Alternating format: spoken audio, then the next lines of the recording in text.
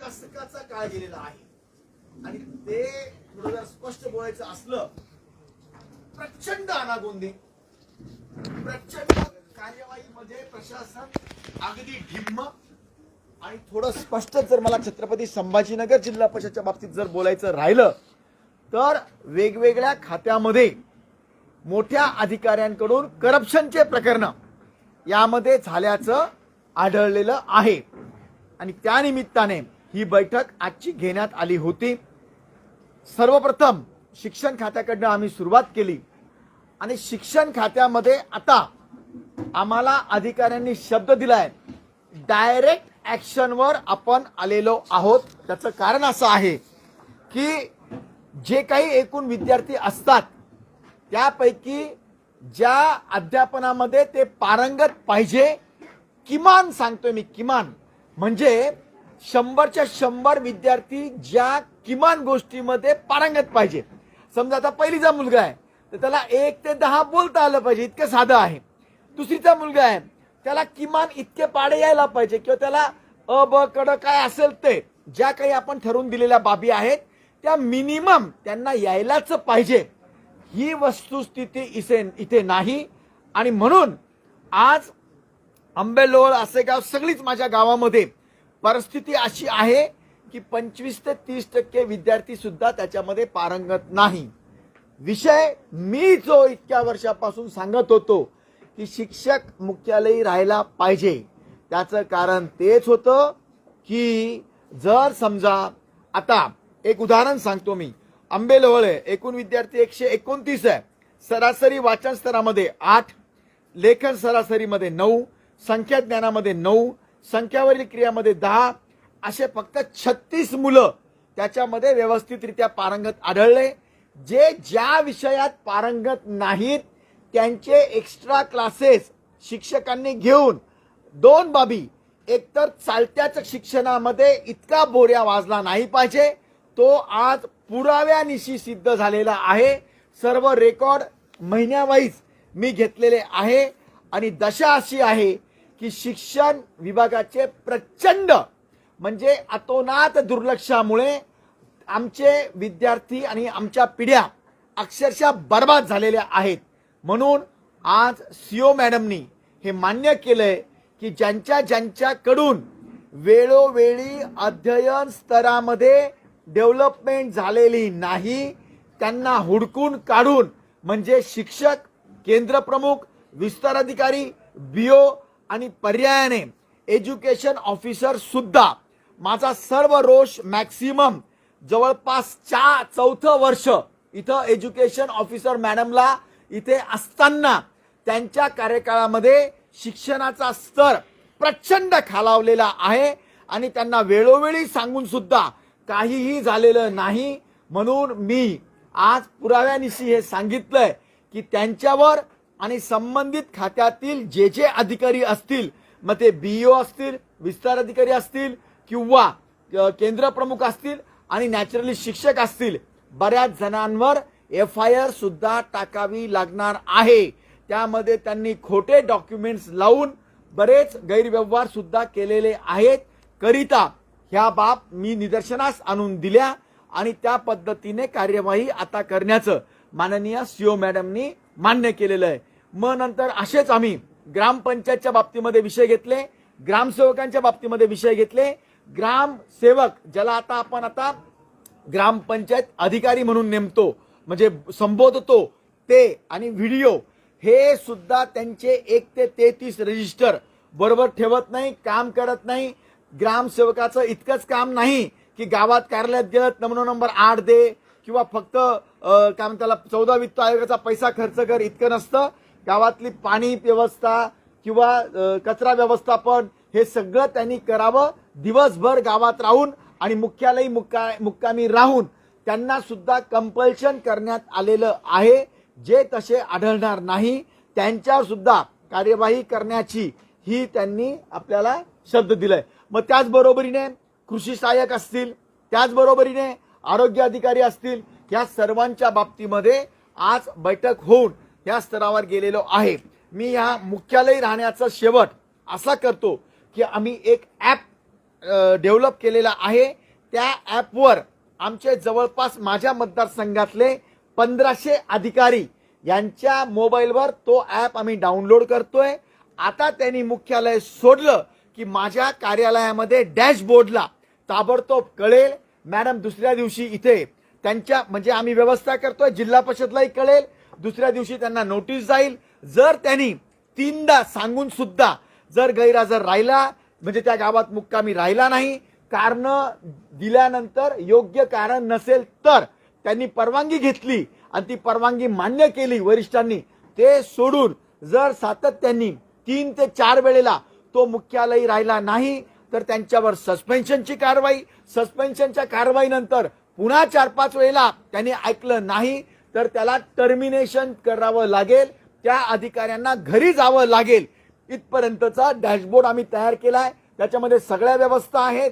कोण कुठे आम्हाला त्यांच्या प्रायव्हसीशी काही घेणं देणं नाही। आम्ही IT ऍक्ट प्रमाणे तो ॲप डेव्हलप करून या जिल्हा परिषद करता मी माझ्या मतदारसंघामध्ये त्याच्यामध्ये तलाठी, बँक अधिकारी सगळेच घेणार आहे। पण आज जिल्हा परिषदमध्ये आम्ही दोन्ही पंचायत समितीचे ठराव घेऊन तो ॲप लागू करतोय। पुढच्या 15 दिवसाच्या आत फुल फ्लेज मध्ये तो ॲप आमच्याकडे सुरुवात होईल अशी आम्ही सर्व प्रयत्न करतोय।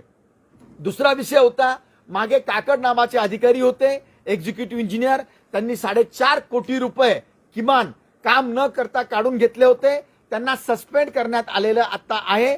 परंतु आज त्याच्यावर सगळी चर्चा झाली आणि ठरलं की त्यांच्यावर आता FIR टाकून अँटी करप्शनला देऊन त्यांची सर्व चौकशी होईल। त्यांच्यावरच नाही तर जे दोषी डेप्युटी इंजिनियर आणि जेई होते किंवा कॅफो सुद्धा, माझा मेन कॅफो जेव्हा चीफ अकाउंटंट असतात त्यांनी सगळ्या गोष्टी बघून बिल अदा केले पाहिजे, त्याच्यात त्यांनी कसूर केलेला आहे म्हणून त्यांच्यावरही कारवाई करण्याचं मी आदेशित केलंय।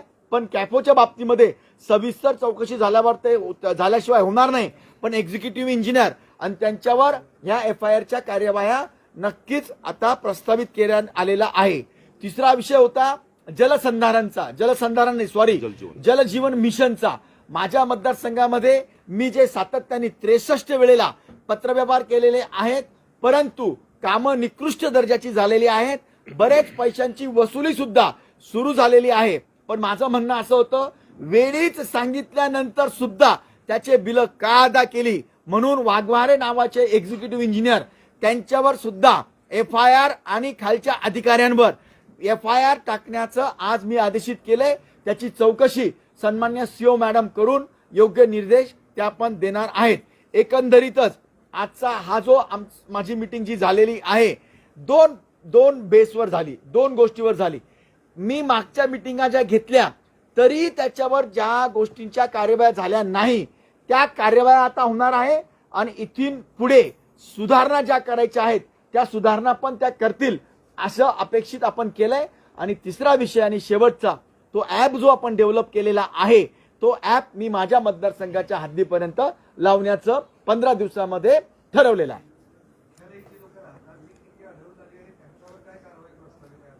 सॉरी मुख्यालय हां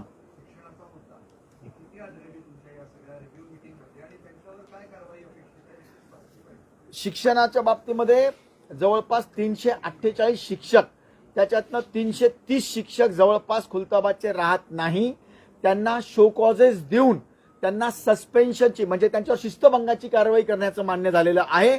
त्यांना एकदा संधी म्हणजे त्यांचं जे काही शिस्तभंगाच्या कारवाईमध्ये बसतं 3 वर्षाचा त्यांचा इन्क्रिमेंट बंद करण्यात आलेला आहे। आता HRA तर बंद झालेलाच आहे आणि आता गंगापूरमध्ये आज BOनी नवीन माहिती दिली की 1158 शिक्षक, मला वाटतं 1098 शिक्षक हे सर्वच्या सर्व गावी राहायला गेलेले आहेत। तुम्हाला 15 तारखेपासून जून पासून ते संपूर्ण गावात दिसतील असं त्यांचं म्हणणं आहे। मला त्याच्यावर विश्वास नाही, परंतु मी प्रत्येक गावात एक मुलगा अपॉइंट केलाय, त्यांना आपण आय कार्ड देऊ लागलो आणि जेव्हा मी ते ॲप सांगतोय त्या शिक्षकांचं डाउनलोड होईल, जे नाही राहणार त्यांच्यावर आणि BOला खोटी माहिती दिल्याबद्दल त्यांच्यावरही कारवाई करण्यात येईल। 7,500 शिक्षक येतात जिल्हाभरात, 7,500 जिल्हा परिषदेचे शिक्षक येतात। मी जे हे घेतली आजची बैठक ती माझ्या मतदारसंघाच्या हद्दीपर्यंत घेतलेली आहे। मी माझ्या मतदारसंघातले शिक्षक, ग्रामसेवक, कृषी सहाय्यक आता तलाठी महोदयांचं मी कलेक्टर महोदयांकडे बैठक घेणार आहे, परंतु जिल्हा परिषदच्या अखत्यारीत येणारे सर्व कर्मचारी अधिकारी माझ्या मतदारसंघाच्या हद्दीपर्यंत मी तो ऍप डेव्हलप करून त्यांना घेणार आहे. काकड्यांचं प्रकरण 2024 मध्ये उघडलं. 4.5 कोटी रुपये तुम्हाला त्या अपहार झाला होता. तेव्हापासून आतापर्यंत कारवाई अपेक्षितच आहे आणि ते 4.5 कोटी जे उचलले ते कुठे गेले? एकदम बरोबर, तोच विषय आम्ही मीटिंगमध्ये घेतला. मी सांगितलं ते 4.5 कोटी आजपर्यंत खजिन्यामध्ये जमा व्हायला पाहिजे होतं. ज्यांच्यामुळे ते झाले नाही त्यांच्यावरही कार्यवाही प्रस्तावित झाली पाहिजे. कारण बघा, दोन गोष्टी वेगळ्या आहेत. MCSR प्रमाणे किंवा बाकीच्या नियमाप्रमाणे डी होणं म्हणजे त्याच्या नोकरीचा विषय आहे, पण इकडे FIR होऊन त्याच्यावर कार्यवाही होऊन तो पैसा वसूल व्हायला पाहिजे, त्यांच्या प्रॉपर्टी जप्त झाल्या पाहिजे. तोच मी विषय आज सांगितला आणि त्यांच्यावरही FIR टाकण्याचं त्यांनी कबूल केलंय. 4.5 कोटी रुपये खाऊन कोणी वर्ष दीड वर्ष अगदी निवांत राहतंय, काहीही होत नाही, हे दुर्दैवी म्हणावं लागेल. अगदी दुर्दैवी आहे आणि त्यांनी ती कारवाई केली पाहिजे होती. आज कॅफो स्वतः नव्हते, डेप्युटी कॅफे होते आणि म्हणून मी त्यांना आदेशित केलेलं आहे की ते पैसे ताबडतोब वसूल त्यांनी सांगितलं त्यांच्या प्रॉपर्टी जरी असतील त्या जप्तीच्या पण आम्ही परवानग्या घेऊया. आणि कारण आता काही सिद्ध करायचं राहिलं नाही. तिथं आम्ही प्रत्यक्षात गेलो, रस्त्यावर कामं नव्हती झाली, त्या एक्झिक्युटिव्हनी मागच्याच वेळेला मान्य पण केलं की हो आम्ही ते पैसे उचलले, हे सगळं झालेलं आहे. म्हणून ते पैसे आपल्या तिजोरीमध्ये जमा झाले पाहिजे. शाळांच्या निकालांच्या बाबत बोलणं झालं तर काय आहे स्थिती शाळांच्या निकालाची? 0% निकाल जवळपास आपल्या जिल्ह्यामध्ये 623 शाळा किमान त्याच्या या 0% निकाल हा आलेला आहे. बऱ्याच स्कॉलरशिपमध्ये त्या म्हणजे त्यांनी ऍडमिशन घेतल्या, बरेच फेल झाले. एकंदरीतच काय आहे, नुसतं स्कॉलरशिप नाही, जो स्तर आहे अध्ययनाचा म्हणजे अध्यापनाचा तो खालावलेला आहे. दर्जेदार शिक्षण मिळत नाही. आता आपण काय करू शकतो तर TET परीक्षा झाली. TET परीक्षामध्ये त्यांना 3 वर्षाचा चान्स आहे. काही लोकांनी दिली, काही लोक आता देऊ लागलेले आहेत. पण TET झाल्यानंतर सुद्धा आम्ही ठरवलं की त्या शिक्षकांच्या पण आम्ही कमिशनर महोदयांना सांगून, जसं मागे पण आपण परीक्षा घेतल्या होत्या तशा पण परीक्षा घ्यायच्या आहेत. आणि सिंपल आहे, आता या मुलांना जे आता त्यांचे निकाल आलेत माझ्याकडे फेब्रुवारी जानेवारी प्रत्येक महिन्याचे, म्हणजे ते शिक्षक आता त्यांच्यावर आम्ही कार्यवाही करावं इतके रिझल्ट माझ्याकडे आलेले आहेत. म्हणून बियोंना त्यांचे दर 15 दिवसाला मी आढावा घेईल. 3 महिन्याला त्यांच्यावर काय कार्यवाही झाली त्याच्यावर मी काम करेल. जल जीवन मिशन मध्ये 63 कामं खुलताबादची होती आणि 100 काही कामं गंगापूरची होती. त्याच्यापैकी 80% कामं ही जल जीवन मिशनची अक्षरशः बरबटलेली निकृष्ट दर्जाची ही म्हणजे अधिकाऱ्यांनी पण मान्य केलेलं आहे. रिकव्हरी करता माझं रिकव्हरी वगैरे ठीक आहे, पण ते काम पूर्ण झालं पाहिजे. त्याकरता नवीन निधी शासनाने ती रिकव्हरी वगैरे ते करत राहतील, पण ती कामं पण झाली पाहिजे. कारण की माझा गंगापूर तालुका मी असा घेतलाय मुद्दा, मी गंगापूर वैजापूर दोन्ही घेतले होते की त्याला गोदावरीवरनं पाणी घेऊ लागलो आपण. आणि हे जेव्हा गावात येईल तेव्हा कामं बरोबर नसतील तर त्यांना पाणी मिळणार नाही. जसं आता एक उदाहरण सांगितलं, आमचे सभापती महोदय गंगापूरचे नेवरगावला गेले होते. तिथं 952 कनेक्शन दिले असं कागदावर दाखवलं, परंतु तिथं 200च कनेक्शन मिळाले. 700 कनेक्शन मिळालेच नाही त्या गावामध्ये, तरी त्यांना देण्यात आलेलं आहे. अशावर आपल्याला FIR टाकावं लागेल. हा, जवळपास 30 कोटी रुपये हे देण्यात आलेले आहेत आणि ते सगळे वायालाच गेलेले आहेत. जवळपास जलजीवन मिशन 30 बऱ्याच ठिकाणी कामं अशी झालीत, फक्त नळ लावली मात्र त्या गावात टाक्या नाही. हो. काही ठिकाणी पाईपांवर डुप्लिकेट लेबलिंग केले, अध्यक्षांना इथे माहिती आहे. आणि हा घोटाळा जो आहे तो भला मोठा आहे. हो. ऑन दी स्पॉट जाऊन पाहणी केलेली आहे का करणार, किंवा त्यासोबतच जे अधिकारी आहेत असं काय करावं? बघा, माझ्या मतदारसंघातली मी एक ना एक योजनेची व्हिडिओग्राफी केलेली आहे, त्याची मी सगळी चौकशी केलेली आहे, फोटोग्राफ्स पण दिलेले आहेत. आणि असे मी 63 वेळेला पत्रव्यवहार केलेले आहेत जिल्हा परिषदला. म्हणजे काही पत्र त्यांनाही मला आले असेल, पत्रव्यवहार दोघांचे मिळून झालेले आहेत. पण किमान 42 पत्र मी माझ्याकडनं दिलेले आहेत योग्य ठिकाणी आणि सगळे पुरावे दिलेत. म्हणून ती वसुली सुरू झाली आहे. पण अपेक्षित काय आहे, जेव्हा सुरू झालं तेव्हाच मी निदर्शनास आणून दिले ना. त्यानंतर पैसे का दिले, ज्यांनी पैसे दिले त्या अधिकाऱ्यांवर फौजदारी स्वरूपाची कारवाई प्रस्तावित झाली पाहिजे असं मी सांगितलेलं आहे. बरं, असे अधिकारी किती आहेत? कारण फक्त एकच व्यक्ती नाही, बऱ्याच ठिकाणी अशी योजना झाली. बघा, इथे वाघमारे नावाचे एक्झिक्युटिव्ह इंजिनियर होते, अत्यंत करप्टेड आणि म्हणजे काय म्हणतात मस्तावलेले अधिकारी होते. कारण त्यांना कित्येक वेळा सांगून लेखी पत्रव्यवहार करून सुद्धा त्यांनी कोणती गोष्ट ऐकलेली नाही. आणि नॅचरली तेच नाही, ते मला वाटतं डाकोरे की डावरे काहीतरी एक डेप्युटी इंजिनियर होते, ते आहेत, काही जेई आहेत, सगळे त्याच्यामध्ये सामील आहेत सगळेचे सगळे. आणि इतकंच नाही, ही जी TCS कंपनी आहे, TCS आणि वायकोस हे दोन्ही बोगसच आहेत. त्यांनी पण सगळे हे असेच दिलेत. म्हणजे आश्चर्य आहे, टीसीएस सारखी कंपनी, वायकोस सारखी कंपनी न झालेले कामाचे एमबी त्यांनी झाले म्हणून दाखवले. आणि मग काय करतात या अधिकारी, त्यांचा आधार घेतात. त्यांनी दिलं. अरे जरी पीएमसीनी दिलं तरी आपण क्रॉस चेक केलं पाहिजे. त्यांनी क्रॉस चेक केलेलं नव्हतं. चौकशी अहवाल कागदावर आहे का? हो आहे. चौकशी अहवाल माझा ऑफिसमधून केलेला आहे. त्यांनी जो केला तो पण आहे. पण त्यांचं कायमचं जसं असतं, अजून चौकशी चालूच आहे. तर त्यांना आपण नाही, आता आपण 3 महिन्याची शेवटची मुदत दिली त्यांना. 3 महिन्याच्या आत 3 महिन्यानंतर काय करणार? संबंधित त्यावर एफआयआर करणार, त्यांच्या पैशाची वसुली करणार, त्यांच्या घराच्या जप्त्या, त्यांच्या प्रॉपर्टीच्या जप्त्या, या सगळ्या करून पैसे वसूल करणार आपण 100%. आणि मी शासनाला विनंती करणार आहे की अधिकाऱ्यांच्या किंवा त्यांच्या चुकीमुळे त्या योजना जर पूर्ण नाही झाल्या तर आमचं नुकसान होईल. त्यांची वसुली नंतर करत बसा, पण त्या योजनाला नवीन पैसा देऊन त्या योजना पूर्ण झाल्या पाहिजे.